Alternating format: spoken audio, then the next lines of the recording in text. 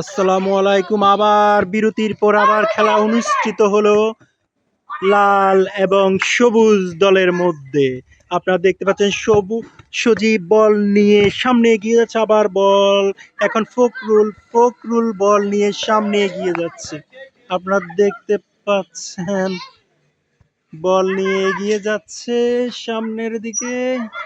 বল এই মুহূর্তে কে ধরবে? গোল কিপার বল ধরে ফেললেন। এই মুহূর্তে আবার বল কিক করার জন্য প্রস্তুতি নিচ্ছে প্রতিপক্ষে। আস্তেই করলো বল। এই মুহূর্তে আপনারা দেখতে পাচ্ছেন স্বরূপ থেকে রূপসান, আবার গোল আফতাবের কাছে চলে গেল। আপনারা দেখতে পাচ্ছেন বল অনেক জোরে শুট করা হয়েছে।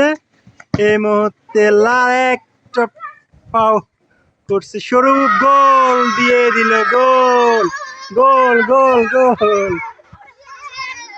গোল দিয়ে দিল। গোল গোল গোল।